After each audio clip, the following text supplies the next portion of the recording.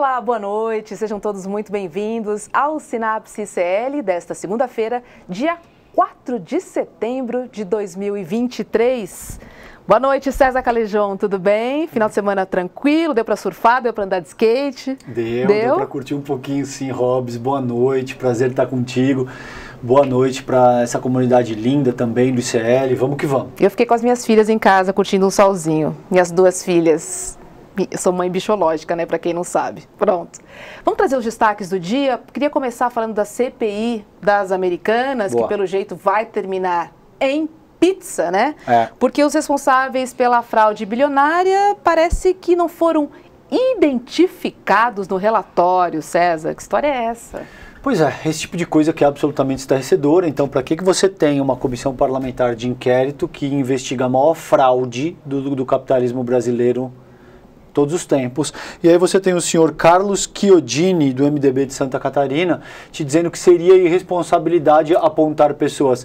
Ora, meu senhor, o senhor achou que seria pertinente o quê? Apontar objetos inanimados que são responsáveis por essa fraude? É curioso, Robs, que na hora de indicar quem é responsável pelo lucro gerado por essas empresas, aí não é complicado. Aí a gente sabe muito bem que elas têm nome, que é o Teles, que é o Sicupira, que é o Lehman. Aí essas pessoas se apresentam com uma prontidão assim invejável, entendeu? Agora, na hora que dá problema, muito por conta dos métodos draconianos que eles adotaram na manutenção dessa empresa, aí não podemos apontar nome. Veja como essa é uma lógica que se aplica tanto nessa questão, quando a gente está lidando com bilionários, como quando a gente está lidando com as Forças Armadas, por exemplo, que vai nessa mesma direção. Não podemos responsabilizar a instituição Forças Armadas. Sabe por que se adota essa narrativa? Porque aí está contida uma certa estratégia de dizer essas pessoas que estão atreladas mais diretamente à imagem da instituição devem ser preservadas. É a mesmíssima coisa que está em jogo no caso das Americanas. Lamentável que isso tenha terminado numa pizza desse tamanho. Nossa, lamentável, né? Empregos perdidos, É. Muita gente perdeu dinheiro, eu fui uma delas. Você, logicamente que era um pouquinho, uma mas pequena eu investidora. Perdi dinheiro sim, enfim.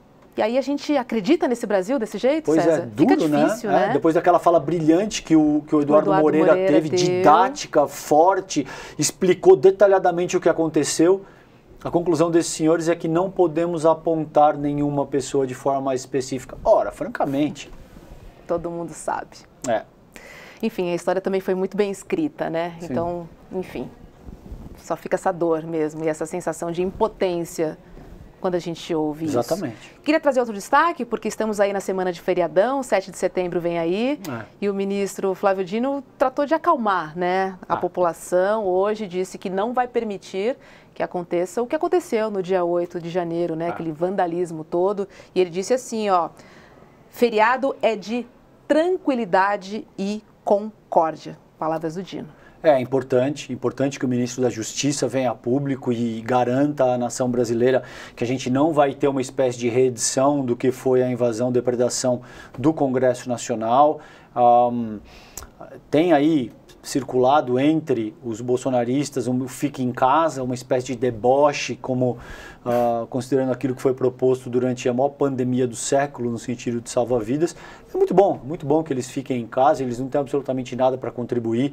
A própria celebração da independência do Brasil já é algo absolutamente controverso, porque como a gente vai ver com a nossa convidada hoje, é uma história que foi desenvolvida no sentido de favorecer uma minoria, via de regra, uma minoria hétero, branca, masculina, etc., em detrimento... Do colonizador, exato, né? Exato. Que no livro Esfarrapados, que é esse último trabalho que você também começou a ler, eu não trato como colonizador, porque eu acho que esse é um termo que eufemiza demasiadamente o que de fato aconteceu.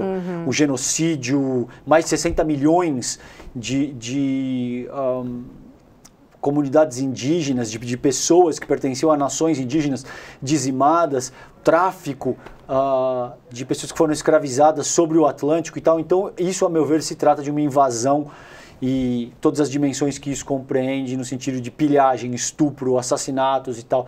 A gente vai falar um Dizimaram, pouco... Exatamente. Né, os povos originários. Exato. A gente vai falar um pouco disso. Eu li bastante no seu livro. Boa. Vamos chamar a nossa convidada, que é a Mayra Luiz. Ela é educadora, palestrante, escritora, criadora de conteúdo e estudante de ciências sociais. Mayra Luiz, seja muito bem-vinda ao Sinapse CL. Que sorriso lindo! Obrigada. De nervoso também um pouquinho. Obrigado, Mayra. É um prazer te receber. Vamos lá, porque acho que tem muita coisa para a gente explorar nesse sentido, né, Rô? Vamos. A gente aproveitar bastante você para desmistificar muita historinha que a gente aprendeu na escola, mas que a gente sabe que, na verdade, não foi bem assim. Eu queria começar falando da sua página no Instagram, que tem mais de 100 mil seguidores, né? Queria que você falasse um pouco da sua conta para quem ainda não te conhece e para quem ainda não acessou o Verbo Preto. Ah, claro. Bom, como vocês mesmos disseram, né, meu nome é Mayra e a Verbo, ela foi algo que surgiu de uma maneira muito rápida e sem grandes pretensões. Eu comecei a gravar os vídeos em janeiro e em abril, maio já estava com muitos seguidores, assim, então eu fui pego muito de surpresa, não estava esperando esses números tão rápido. Mas isso só evidencia como as pessoas estão ansiosas e ansiando muito por uma outra perspectiva sobre a história. Estão ansiando muito por um conhecimento que fuja do que a gente tem aprendido. Então isso demonstra muito mais dessa carência das pessoas, né? Então a Verbo acabou surgindo de uma maneira muito inesperada, mas que se mostrou necessária dentro de toda a realidade, né, que a gente tem vivenciado. Ô Mayra, conta pra gente na conta o que você procura trabalhar ali para as pessoas que querem entrar e querem conhecer o teu conteúdo. O que você utiliza essa plataforma para disseminar que tipo de conteúdo? Eu falo sobre história preta. A minha ideia é trazer esse outro olhar onde a gente põe a África no centro da história, onde a gente traz para ela novamente todas as referências que ela foi e mostrar que é muito mais do que aquilo que a gente vê no livro da história da escola, né? Que é uma história que começou muito antes da escravização, porque geralmente a gente só percebe e só conhece da África a partir desse momento, e também mostrar sobre todas as coisas que ela contribuiu para o mundo, que é algo que o mundo não fala sobre, né? Sobre o surgimento da ciência, sobre o surgimento de grandes civilizações, sobre, né, os princípios da democracia, como a gente compreende hoje, sobre arquitetura, enfim. A minha ideia é colocar a África de novo no centro da história, no centro do mundo, que eu acho que é onde ela não deveria ter saído. Muito bom, querida. E aí, com base nisso, eu estava conversando com a Hobbs aqui, o quanto é importante referências intelectuais, porque a partir disso a gente forma uma determinada visão de mundo, né? E a gente pensou em te perguntar aqui, eu e a Hobbs, quais são as tuas principais referências intelectuais de pensadoras e pensadores negros que você consultou, leu ao longo da tua vida? Bom, eu consumo muito da Marimba Ani, do Garvey, né, que tem as suas controvérsias, mas que também traz esse outro olhar sobre a população negra, né, um outro olhar em cima do povo negro. O Diop, né, que conseguiu reivindicar novamente o Egito como negro, né, então um grande pensador, o John Henrik Clarke e outros grandes pensadores dessa mesma linha panafricanista, assim, que é um pouco da linha que eu sigo dentro da minha vida e que eu acho que é um caminho interessante para a gente abordar a história da população preta. Tá. Você tem algum brasileiro, alguma força nesse sentido que se destacaria, a teu ver, não? Olha, aqui no Brasil eu consumo muito também do Abdias por conta do quilombismo, né? Ele traz uma ideia de construção de comunidade muito forte, muito positiva. A Catiúcia Ribeiro, né, que é uma intelectual nova, né, também é professora da universidade onde eu curso, né, onde eu ministro, e ela também faz esse processo. E são essas referências aqui no Brasil. Eu realmente tenho buscado bastante em intelectuais fora, porque o panafricanismo demorou muito para chegar no Brasil. Sim. Então, na América do Norte, por exemplo, já era muito mais trabalhado e desenvolvido. mas tem muitos autores aqui que consomem isso e que têm ganhado esse destaque, assim. E acho que esses dois são os que eu mais consumo aqui. Perfeito. Aproveitando que você falou em pan-africanismo, explica pra gente esse conceito, essa ideia, o que é o pan-africanismo, hein? Bom, o pan-africanismo, ele é esse movimento da gente colocar novamente a África no centro e de retorno à nossa referência. Essa ideia de que há um berço civilizatório no mundo e que ele foi negligenciado e esquecido, e que a população preta não interessa em qual lugar do mundo ela esteja, em qual localidade você esteja geograficamente, há algo que demarca muito bem a sua ancestralidade, demarca muito bem o teu ponto de partida e de origem. E o panafricanismo ele trabalha em relação a isso, a ideia de que nós precisamos olhar para nossas referências, que é a África, nós precisamos voltar o nosso olhar para o nosso berço civilizatório, para que a gente consiga compreender quem a gente é, para que a gente reconstrua essa identidade que foi nos negada. Então é esse processo de resgate a quem de fato a gente é, muito além do que as pessoas que foram no continente disseram sobre a gente, mas um olhar sobre o que a gente diz sobre nós mesmos.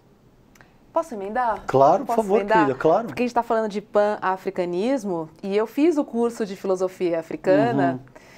E falando em África, a gente entende que seja o berço do mundo. E por ser o berço do mundo, a gente também entende que a estrutura na África era 100% matriarcal. Só que ao longo do processo, tudo se transformou, não, virou de cabeça para baixo, de fato, né, para uma sociedade patriarcal. Em que momento que há essa transição, Mayra? Explica pra gente, por favor. Olha, eu acredito que essa transição ela acontece quando de fato a gente começa a ser invadido por outros povos que percebem que a força da África estava nisso, né? Com a invasão dos muçulmanos, né? Que a gente teve uma colonização muito forte pelos árabes, já começa esse processo de classificação por raça, esse processo de associar a cor negra a algo ruim, e também esse processo de tentar distanciar da onde estava de fato o nosso poder enquanto povo. E quando chega, né, o Ocidente, né, chega no continente, ele também percebe isso.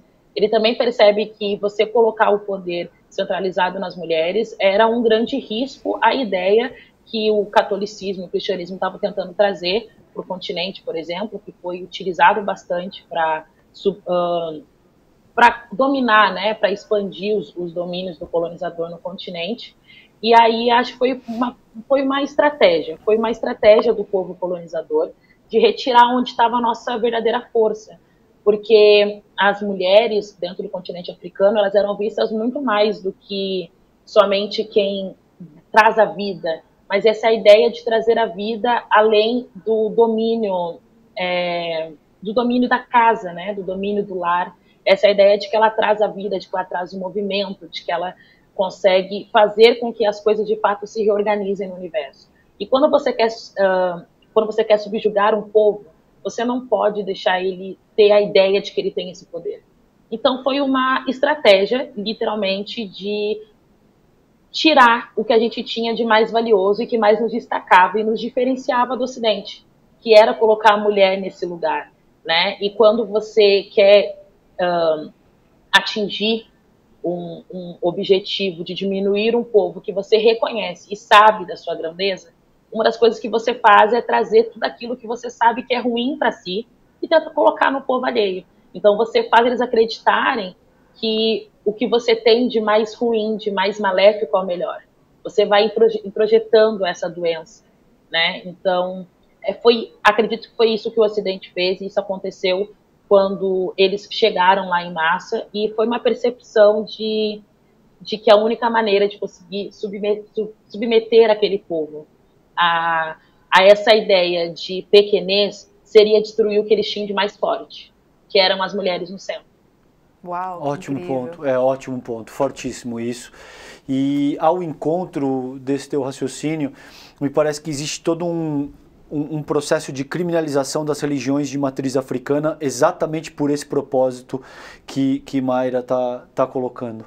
Então são diferentes dimensões que têm por objetivo principal atingir esse fim que é criminalizar, que é banalizar, quer dizer que se trata de pessoas inferiores e que, portanto, podem ser negociadas como mercadoria. Eu gostaria de te ouvir um pouquinho, Mayra, no que diz respeito a essa dimensão específica. Vamos lembrar, por exemplo, que os jesuítas, que eram os intelectuais, em alguma medida, europeus da época, ali no século, por exemplo, XVIII, no século das luzes e tal, eu estava te dizendo isso nos bastidores aqui, eram figuras que eram radicalmente contra, por exemplo, liberdades civis, direitos políticos, emancipação popular, a emancipação das mulheres. Exatamente, todo esse tipo de coisa.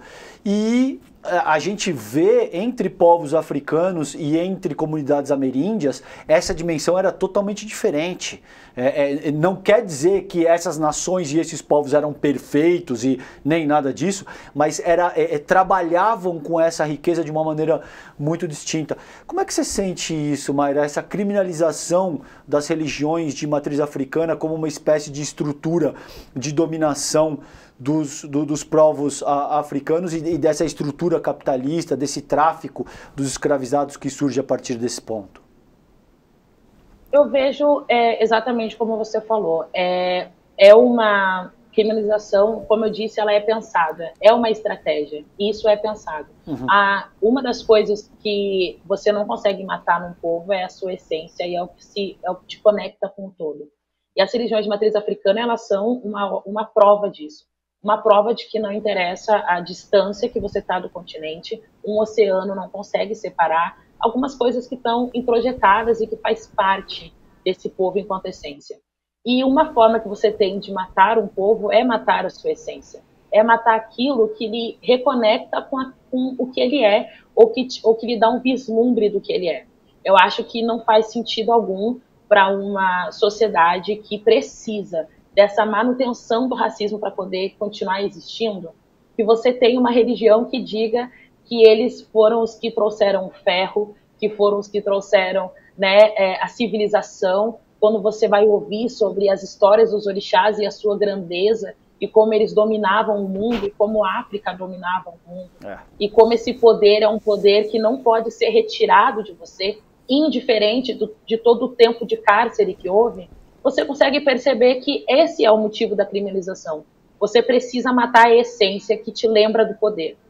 Porque é a única forma que o Ocidente tem de colocar e de manter o continente africano nesse lugar de subalterno, é fazer com que a gente acredite que de fato é isso. Porque eles conhecem a nossa potência. Eles chegaram no continente e eles viram tudo que nós éramos. Eles viram tudo que Kemet construiu, eles viram tudo que Mali construiu, eles viram tudo que o reino de Axum construiu. Mas a única forma que você tem de matar um povo é aprisionando a sua mente, é aprisionando a sua essência, é aprisionando aquilo que lhe conecta com quem de fato ele é, muito além do que o seu algoz tenta dizer que é. E a religião de matriz africana é esse lembrete. É a mesma coisa que eles fazem com os povos ameríndios. Eles tentam te distanciar daquilo que te lembra quem você é, para que você acredite nessa narrativa imposta. Então essa criminalização é isso, é esse medo constante que o colonizador tem de que a gente um dia se lembre de quem a gente é e eles voltem a estar no lugar onde eles estavam quando chegaram no continente. Essa ideia de que talvez a gente vai fazer o mesmo que eles fizeram com a gente, né? Tem esse medo também da vingança, esse medo da revanche. Claro. E também esse lembrete constante. A única maneira do Ocidente se manter como ele está, do capitalismo se manter como ele está, é o racismo continuando e sendo cada vez mais forte. Se a gente extingue o racismo, a gente extingue o capitalismo. Genial, Mayra. Maravilhoso. E Mayra, a gente sabe, né, que a história foi escrita a partir de uma visão, né, eurocentrista. E muita coisa que a gente aprendeu na escola, na verdade, não foi bem assim, né? Conta pra gente duas histórias que eu acho que a nossa audiência vai gostar de ouvir. Não vale Lei Áurea, que todo mundo conhece, mas queria ouvir duas histórias suas sobre essa revisitação, né, a tudo o que foi contado pra gente até hoje. Eu acho que tem uma perspectiva da Lei Áurea que a gente esquece, Geralmente a gente fala que a princesa libertou, mas é o motivo do porquê que a Lei Áurea aconteceu. A gente sempre põe essa ideia de que foi porque precisava acabar, e não que era porque a Inglaterra precisava de mais pessoas com dinheiro para que o capitalismo de fato se solidificasse no mundo, né? Então acho que essa é uma perspectiva interessante que geralmente quando contam essa história não nos lembram. Mas eu acredito também que tem a questão de que os negros no Brasil não se revoltaram, né? Eu ouvi muito, eu sou natural do Rio Grande do Sul, e eu ouvia muito na escola que os indígenas, eles lutaram mais, que os indígenas, eles fizeram mais, mas que os povos negros não, que não houveram revoltas, né? E quando a gente olha na história do Brasil, as revoltas que tiveram mais impacto foram as revoltas que tiveram o corpo preto ali. Essa ideia de que o corpo preto nunca se revoltou, de que ele nunca quis, de fato, sair do lugar de escravização, de que ele aceitava aquele lugar, né? Isso é mais uma da manutenção que a história faz com a gente, de que a gente aceitou esse lugar de subalterno, e não, durante toda a história do Brasil, a gente percebe essa revolta acontecendo, a gente percebe como que o povo negro sempre fez isso, né? E eu acho que também essa história que cerca os quilombos antigos, né? Que geralmente quando a gente fala sobre Palmares, a gente fala sobre Dandara, a gente fala sobre Zumbi, a gente fala sobre Teresa de Benguela, a gente sempre põe eles nesses lugares de exceção e não no lugar de que isso era algo muito massivo em todo o povo. A ideia de se organizar, a ideia de criar comunidades que tinham uma visão muito mais ampla, muito mais solidária, muito mais comunitária, de construção, de Ubuntu, de fato, e de que isso sempre foi uma estratégia do povo africano, construir comunidades e se solidificar. E isso a gente consegue perceber nos terreiros, a gente consegue perceber nas comunidades mesmo, que muito mais do que serem colocadas à margem, também é esse lembrete constante de que povos pretos se juntam, de corpos pretos se mantêm perto, porque a gente entende o poder que há quando a gente está junto, quando a gente está perto. Eu acho que geralmente a história sempre nos coloca como a gente teve que se unir por conta do sofrimento, a gente teve que se unir porque não tinha opção, mas é muito mais do que isso. Corpos pretos se unem porque a gente entende a força que há no coletivo.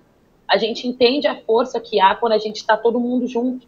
A gente compreende que não tem como nós sermos indivíduos completos sem que a gente compreenda a comunidade. Então, acho que isso é uma das maiores falácias que falam na história, de que foi tudo somente por conta da necessidade e não como uma manifestação do que a gente é enquanto essência. A gente anda em coletivo. Quem anda em separado é o Ocidente, e não a África. Posso contribuir com essa discussão, que eu acho que tem duas coisas que eu quero colocar para vocês que me parecem muito pertinentes, considerando aquilo que foi contado e o que aconteceu de fato. Quando você pega, por exemplo, os iluministas, e você pega Locke, por exemplo, John Locke, ele é um cara que escreve no segundo tratado de governo que as comunidades ameríndias, por exemplo, que, enfim, para todos os efeitos, as comunidades só têm direito de propriedade à terra se ela pratica agricultura de forma ostensiva. As comunidades ameríndias, elas praticavam agricultura, mas não de forma tão ostensiva. Elas plantavam abóbora, milho, etc. e tal, mas não de forma tão ostensiva no sentido de gerar excedente para fins capitalistas, em última análise. Então, essa foi uma falácia utilizada nos salões iluministas do século XVIII para convencer a comunidade europeia de que as comunidades ameríndias eram criaturas que não possuíam nenhum tipo de direito sobre a terra, eram selvagens, eram bárbaros e que, portanto, poderiam ser desapropriadas sem nenhum problema. Isso passa a ser uma forma predominante de enxergar o próprio desenvolvimento humano, Hobbes. Se você conversar com um antropólogo tradicionalista ortodoxo, ele vai te dizer que existe um salto a partir da Revolução Neolítica, da Revolução Agrícola, e que antes da Revolução Agrícola, seres humanos eram um pouco complexos, eram caçadores e coletores e tal, entende? Isso surge a partir do século XVIII. ao que tudo indica, existem achados arqueológicos que demonstram que nós somos extremamente complexos desde que nós somos sapiens sapiens e possivelmente até antes disso, neandertais e tal, entende? Então essa é uma falácia que até hoje é contada com muita ênfase no sentido de dizer que a Revolução Neolítica transformou porque a partir do advento da agricultura o ser humano começa a estabelecer comunidades menos sedentárias, mais fixas e tal, e que essa é uma narrativa inventada pelos europeus a partir do século XVIII para expropriar comunidades ameríndias. Tem vários exemplos assim. Vai ao encontro, né, do que ela está dizendo. Exato. Exatamente, é uma estratégia em desacreditar para você dominar. Exatamente. Né? E várias outras coisas. Eu trago só essa porque, de fato, a ideia é ouvir a Mayra, mas, por exemplo, como você tem uma nação que chamava Ossages, e que essa nação já era a personificação do que Montesquieu vem dizer depois no livro dele do espírito das leis, que era de autoconstituição, de que os povos passam a se constituir a partir desse ponto. E essas comunidades ameríndias já tinham tudo isso, entendeu? Então acho que eu quis contribuir com esses 2 pontos, porque vai ao encontro do que Mayra está colocando aí. E a minha pergunta para te passar, Mayra, é o seguinte: com frequência, quando a gente está debatendo com radicais da extrema-direita, eles usam o argumento do racismo reverso. Eles não utilizam esse termo, mas eles usam essa abordagem, por exemplo, para dizer que todas as vidas importam, quando a gente está especificamente falando de jovens pretos que são sistematicamente assassinados pelas forças policiais do Estado, por exemplo. Como é que você enxerga essa questão do racismo reverso e qual que é a tua resposta para esse tipo de proposição? Bom, eu enxergo como a coisa mais mitológica possível, né? Porque realmente, como eu digo, né, sempre gira em torno desse esvaziamento de coisas muito sérias para que se tire de fato a sua credibilidade. Mas quando a gente compreende que o racismo ele não se trata somente da cor de pele, mas sim de uma dinâmica de poder, a gente consegue perceber como o racismo reverso ele não se sustenta. O racismo ele não é somente porque eu não gosto da cor preta ou porque eu não gosto do diferente. É a ideia de que poder você tem, né? Inclusive, na semana passada, na sala de aula, a professora ela trouxe essa questão e ela disse, quando a gente pensa em poder, qual é a imagem que vem na nossa cabeça? E a imagem ela é muito clara. Ela é masculina, ela é branca, ela é hétero, né? Ela é cristã. Então, você sabe muito bem qual é o poder que eu construí. Então, dizer que o racismo reverso ele se aplica é a gente ignorar que há uma imagem muito estruturada do que é poder.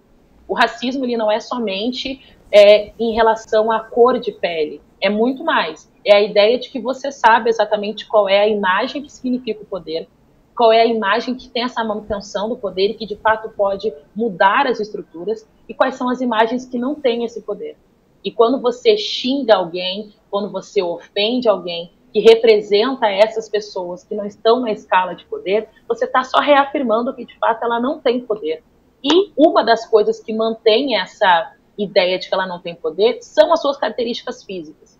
Quando a gente fala realmente sobre racismo, as pessoas vêm falar sobre isso, elas se apegam tanto na ideia de que está centrado na cor da pele, quando não está centrado na cor da pele. Está no que a pele representa.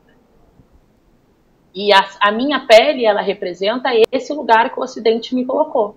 Então, essa é a ideia de poder, é tudo uma dinâmica de poder. Não somente uma ideia de ódio à diferença ou uma ideia de vidas são iguais, mas é sobre dinâmicas de poder. E quando as pessoas falam sobre racismo reverso, eu só percebo que elas estão sendo completamente... estão sendo, de fato, de maneira muito consciente, maldosas em ignorar essa dinâmica de poder, ou elas estão sendo tão inocentes que não estão entendendo que há uma dinâmica de poder por trás. Quando a gente fala sobre racismo, não é porque alguém não gosta de mim, isso seria tão pouco, né? Essa ideia de que é porque a pessoa não gosta de mim. Não é isso. Porque eu não preciso da aprovação dos outros. Mas é a ideia de que o Estado, ele colocou toda uma série de povos, uma série de pessoas numa escala de subalternos, numa escala de não humanos.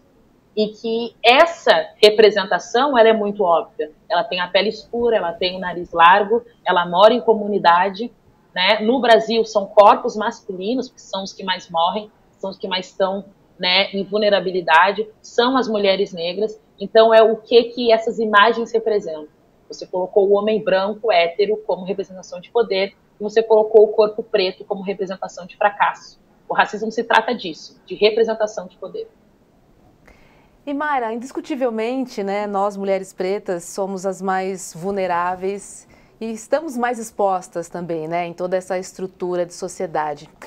Eu estou afirmando isso porque eu queria tratar de um tema que é a interseccionalidade, né? Eu citei o exemplo de uma mulher preta, mas existe uma diferença muito grande entre ser uma mulher preta hétero e uma mulher preta trans, por exemplo, porque a gente está falando de colisão de estruturas.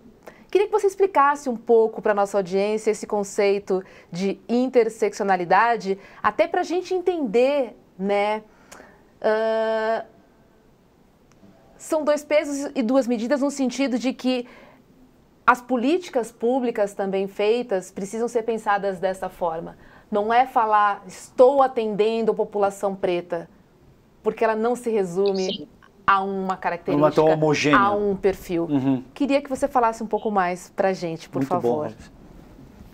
A interseccionalidade, ela traz essa vontade de resgate de humanidade do corpo preto.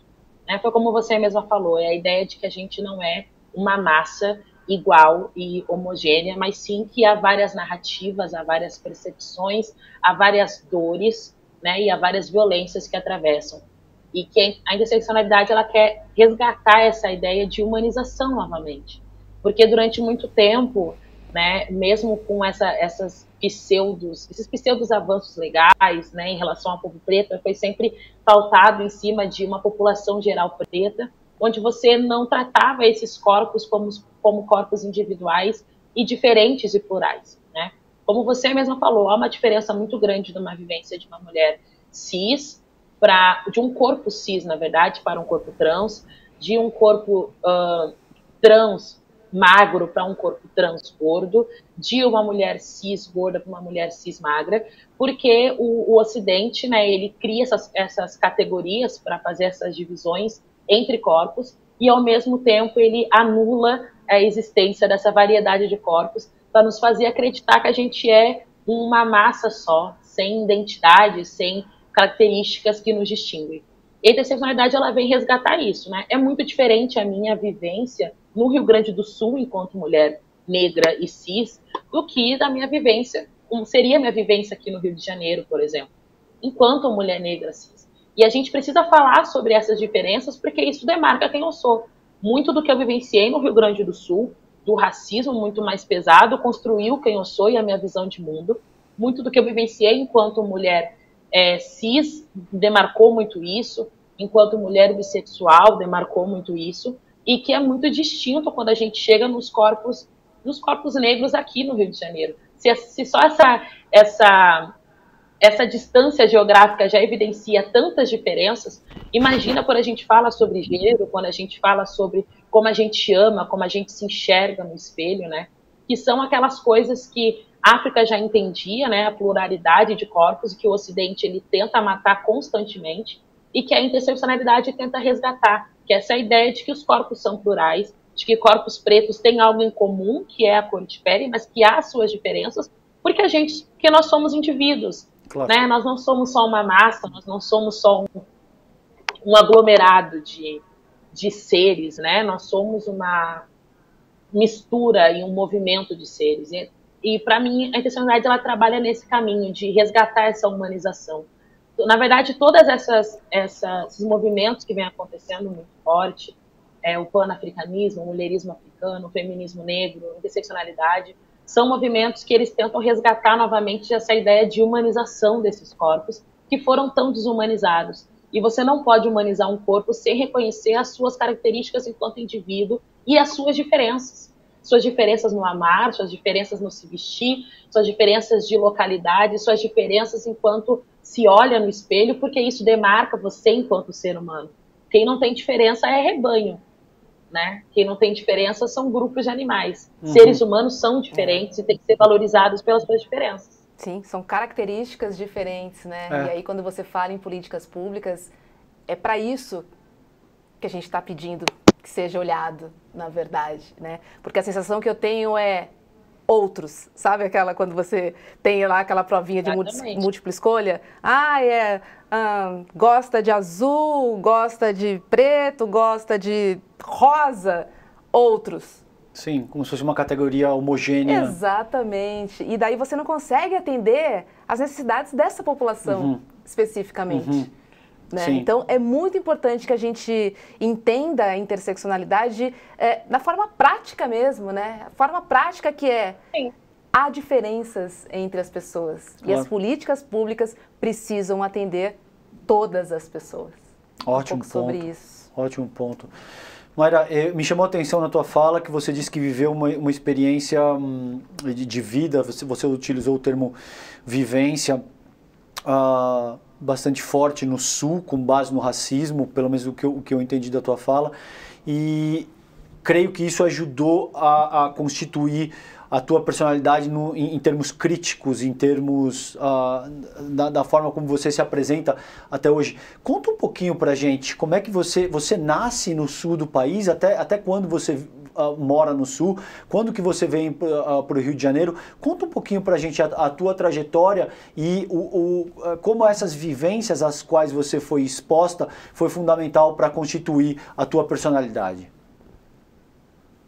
Eu nasci numa família, em sua maioria, negros escuros, negros retintos. Eu sou natural de Gravataí, que é uma cidade com um pouco mais de 215, 230 mil habitantes, no Rio Grande do Sul, compreendida como região metropolitana.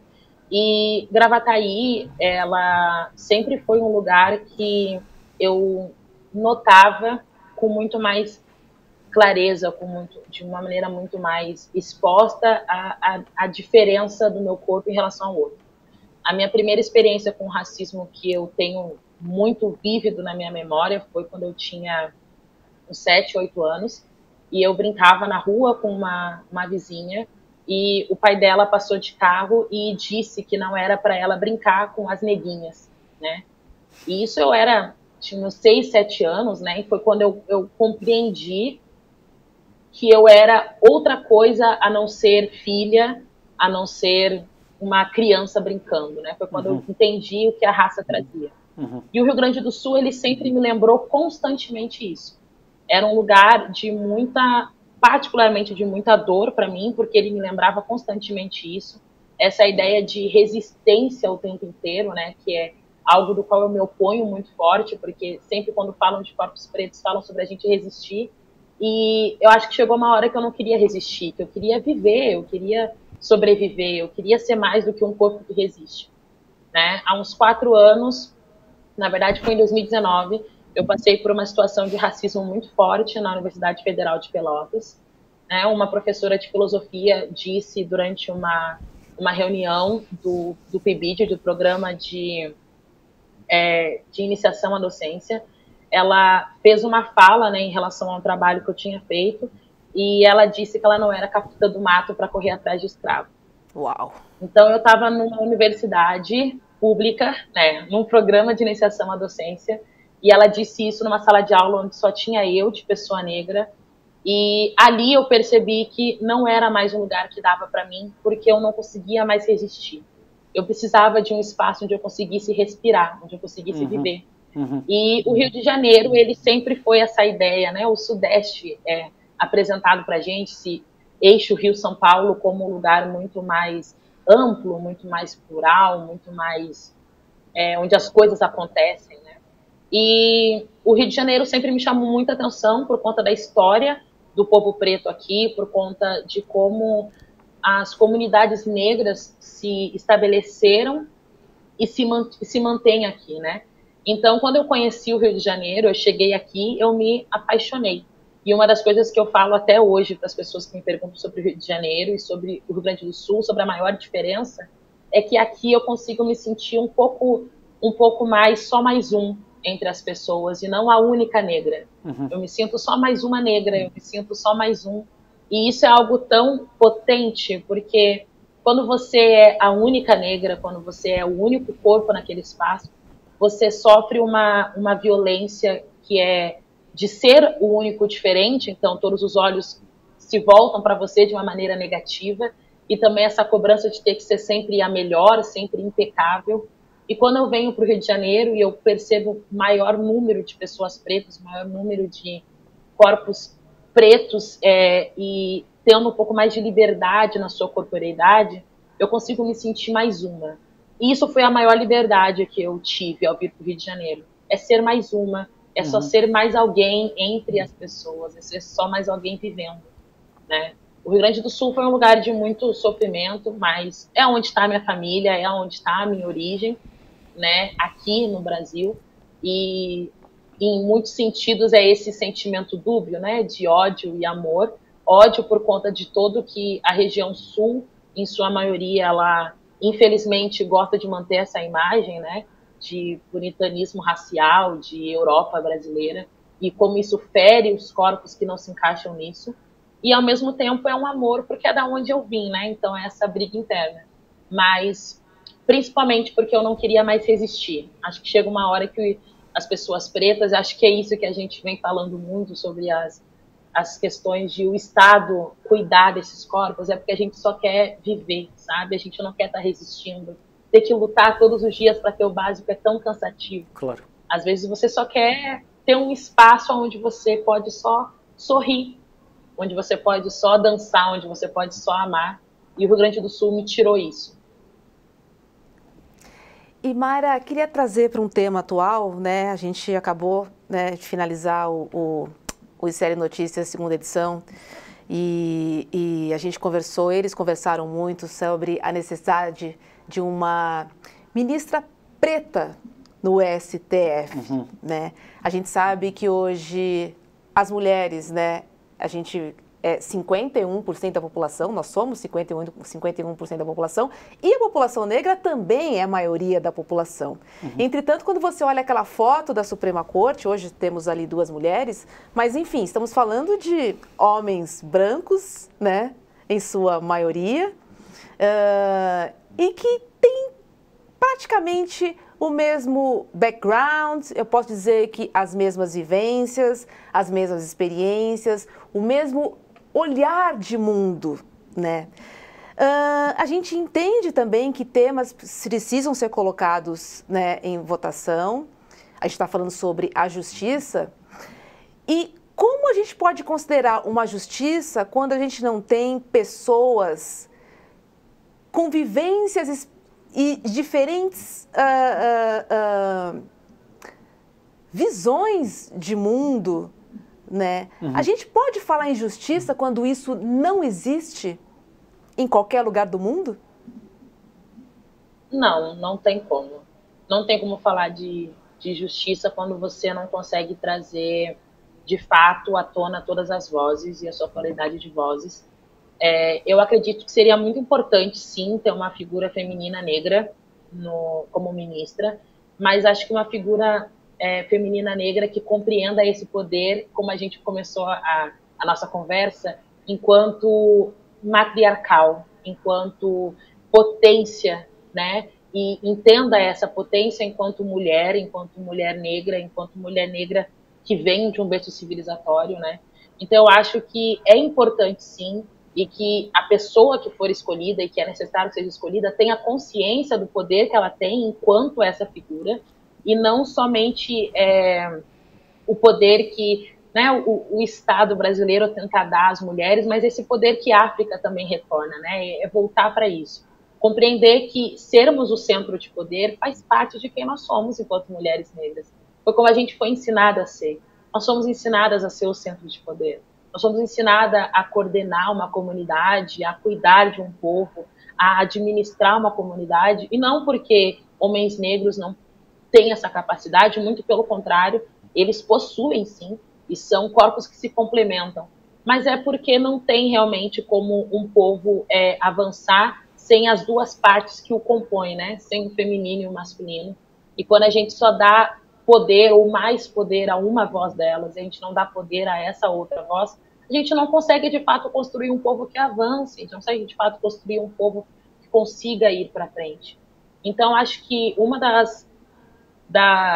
do desejo, né, que carrega isso é esse resgate ancestral, de que a gente sabe que a gente tem que estar sim no poder, de que a gente tem que estar sim no centro que toma as decisões, porque a gente nasceu para estar lá, enquanto mulher africana, em diáspora, enquanto mulher que tem o seu berço na África, mas principalmente porque a gente precisa de um olhar que seja fora do que está sendo posto, né? E mulheres negras, que são as que choram pelos meninos que morrem, são as que choram pelos homens que não voltam para casa, são as que choram pelos homens que são mortos pela polícia, são as que fazem com que as comunidades, né, na favela, isso é algo que eu vejo muito aqui no Rio de Janeiro, funcione e continue funcionando, são mãos de mulheres negras, e eu acho que é por isso que é importante ter esse olhar lá, porque são elas que estão fazendo com que a sociedade brasileira mantenha, com que os povos negros se mantenham, inclusive,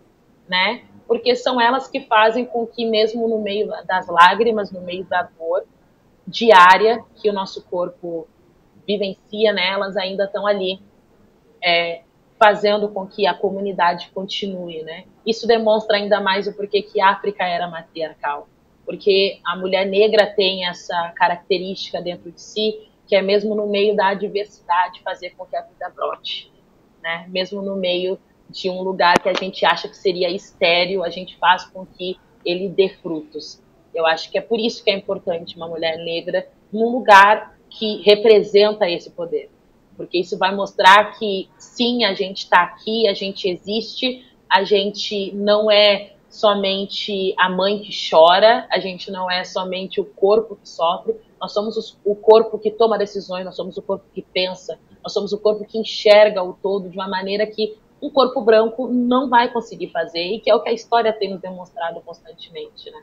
Então, eu acho que é essa busca também que a gente tem em relação à África, né? De voltar para o que a gente era. César, é isso, né? A gente está falando sobre vivências, né? Diferentes experiências, diferentes perspectivas de olhar de mundo, né? Pluralidade, que a gente sempre fala, né?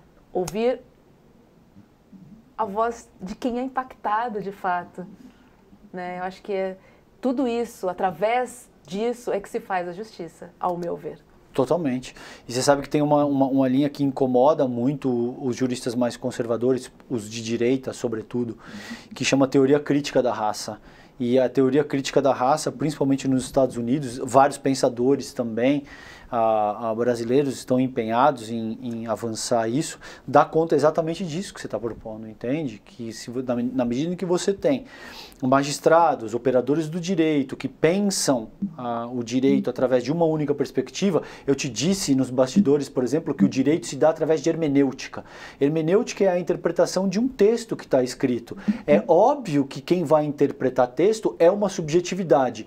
Eu, como homem, César, como homem branco heterossexual, nunca vou ter o mesmo nível de vivência, de experiência e tal, que uma pessoa que não seja branca, hétero e tem categorias distintas, entende? Sim. Então daí a importância de ter subjetividades múltiplas, esse nível de pluralidade, porque a operação do direito se dá através de hermenêutica, que é basicamente interpretação de texto.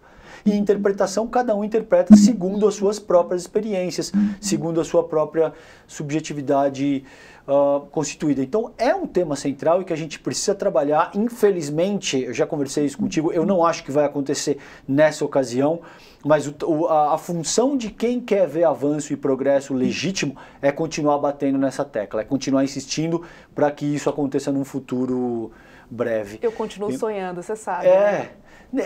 Nessa ocasião eu tenho medo que você se frustre, essa é a minha preocupação, entende? E que eu não acho, honestamente, Robes, que isso vai acontecer nessa ocasião. Eu acho que a chance é, assim, inexistente, não é nem que ela é mínima, ela é inexistente, não vai acontecer nessa ocasião. Mas, quiçá, tomara Deus, eu esteja errado e a gente vai celebrar junto aqui e vai falar, tá vendo, você estava errado e tal. Mas, como eu vejo, a nossa função é continuar exercendo pressão para que isso aconteça no futuro mais breve possível. Agora, Mayra, eu quero te perguntar, eu e a Robes tivemos duas conversas muito boas aqui essa semana, no qual a gente falou um pouco a respeito da correlação entre a luta antirracista e a luta anticapitalista, e surgem múltiplas perspectivas a partir dessa proposta. Eu citei o Fred Hampton, por exemplo, o líder Pantera Negra, que enxergava necessariamente que a luta antirracista precisava passar por uma dimensão anticapitalista, e eu tenho amigos, Wagner Miqueias, que escreveu um livro maravilhoso a respeito disso, e outras pessoas que não necessariamente entendem isso dessa maneira. Como é que você se posiciona nesse debate? Você acha que a luta antirracista tem que ser necessariamente uma luta anticapitalista ou não necessariamente? Sim, precisa ser, porque o capitalismo, o racismo e o capitalismo, eles se retroalimentam, né? Um necessita do outro. Como eu disse antes, geralmente quando a gente fala sobre a Lei Áurea, a gente só fala que a princesa assinou, mas a gente não fala do cenário internacional anterior, né? Então, a Terra estava indo nessa parte industrial, nessa parte do capitalismo, da circulação de dinheiro. Eles precisavam de pessoas, de dinheiro, né? Nossa, porque tá cortando bastante, é só para mim? Não, acho que cortou um pouquinho, Mayra. Vamos ver se recapitula teu raciocínio, porque começou a cortar devido à falha da internet. Agora? Não, tá cortando, tá picotando a tua fala. Produção, será que é melhor ela se tentar se reconectar para a gente fazer esses 6 minutinhos finais? Tenta se reconectar, Mayra, por favor, para a gente ver se a gente consegue estabilizar a tua conexão. Mas deu para perceber que ela tem uma visão diferente da minha. E eu acho que mas em alguma medida complementar, talvez, Rô, porque veja, eu estava pensando nisso. Quando você diz que a luta antirracista precisa ser necessariamente anticapitalista, não quer dizer que pretos e pretas não possam ocupar lugar de destaque dentro da sociedade do capital. Entende?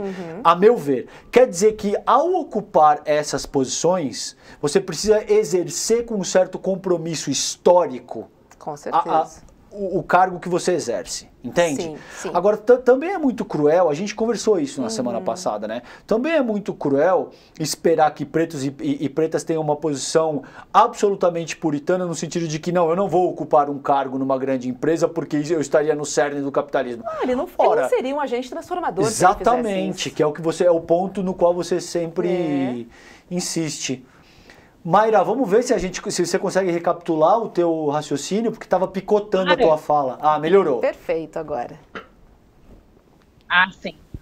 O que eu acredito que são dois sistemas que se retroalimentam, mas eu não posso ser utópica de realmente achar que o capitalismo vai se extinguir agora, né? Seria um sonho real, de fato, acontecendo, né? Mas não vai acontecer.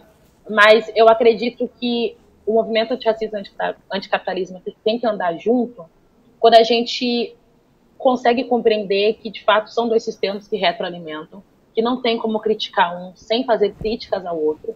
Claro, sendo realistas, né, eu tenho uma visão, inclusive, muito pessimista em relação a de fato acabar com o capitalismo, de fato acabar com o racismo, né? Infelizmente, eu realmente sigo a sua visão, eu sou um pouco mais cética em relação a isso, né? Gostaria realmente que tivesse, por exemplo, uma ministra negra agora, não acho que vai acontecer, né? Não tenho de fato, essa visão esperançosa, mas eu acho que é entender que são dois movimentos que eles se retroalimentam, são dois sistemas que se fortalecem um no outro, e que não dá para a gente criticar o racismo sem criticar a classe, sem criticar onde que o capitalismo nos coloca, a forma como o capitalismo nos hierarquiza, né? Não tem como fazer essa crítica sem fazer essa crítica também, porque isso perpassa, né? É o que a interseccionalidade nos traz. Isso perpassa. A realidade de um negro com mais condições financeiras é diferente de uma realidade de um negro com menos condições financeiras, mas acredito que também cai muito do que vocês estavam conversando antes, que a gente não pode acreditar que a gente vai ter de fato algum poder, porque a gente está ascendendo financeiramente, que a gente vai ter de fato um poder, né?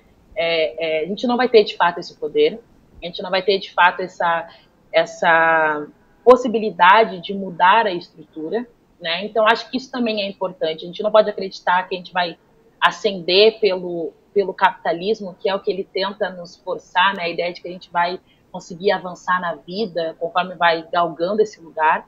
A gente não vai, porque enquanto corpo preto isso não vai acontecer, não funciona dessa forma, mas acredito que são duas discussões que têm que andar juntas porque elas andam juntas. São duas violências que elas andam juntas, elas não se separam. Né? Quando você sabe que o corpo que tem menos condições de ter um teto na cabeça e de se alimentar é o mesmo corpo que está sendo vítima do genocídio por conta da pele, você não pode separar uma discussão da outra. Mas acho que de uma maneira muito mais realista, né? Tipo, o capitalismo ele vai continuar, acho que o racismo vai perdurar durante um bom tempo ainda, mas que a gente pode tentar minimizar os impactos, né? Um pouco mais.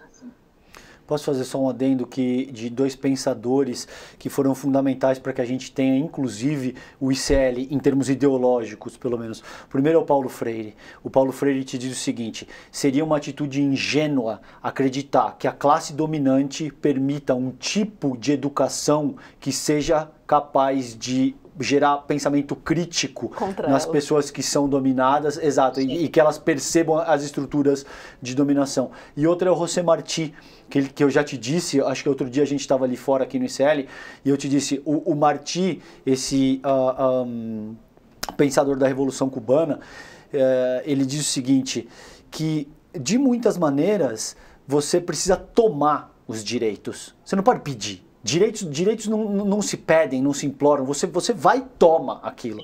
Porque caso contrário, se a pessoa está em posição de simplesmente te negar o direito, ela vai dizer não, meu caro. Então ela precisa ser, as classes dominantes precisam ser compelidas a entregar o progresso. Elas não podem estar em posição de simplesmente dizer não, eu posso negociar e portanto eu não te dou, porque ao longo da história isso não funcionou assim. O progresso só de fato acontece quando essas classes dominantes já não têm mais opção. E aí elas estão compelidas, portanto, a ter que negociar e entregar o que de fato está sendo demandado. Aos trancos e barrancos eu acredito e vejo progresso.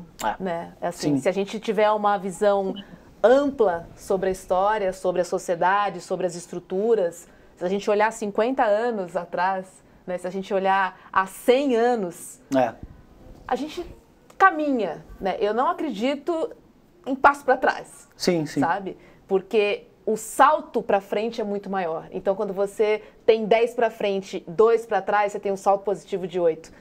Eu sempre vou acreditar no salto positivo de 8. Concordo. Sempre vou acreditar. Porque senão eu também não estaria aqui hoje. E não estaria conversando com vocês.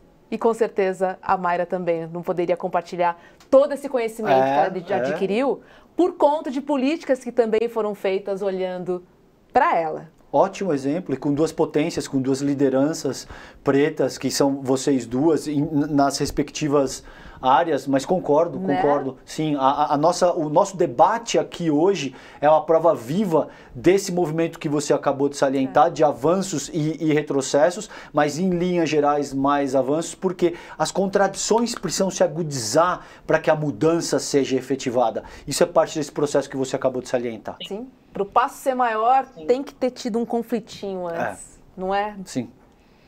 Sábios os que passam bem por esse conflitinho, porque daí é pulo do gato. Exatamente.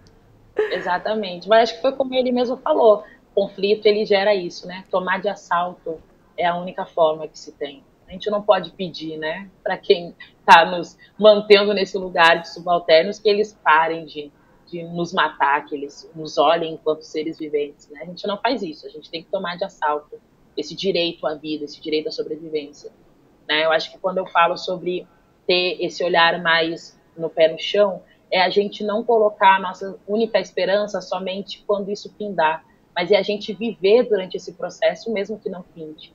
Encontrar espaços onde a gente vive, onde a gente não só resiste, onde a gente não é só um corpo de luta, onde a gente só não fica esperando constantemente esse dia onde as coisas vão ser melhores, né? A gente está vivendo aqui hoje, então a gente tem que encontrar meios de sobreviver mesmo não sendo as condições ideais.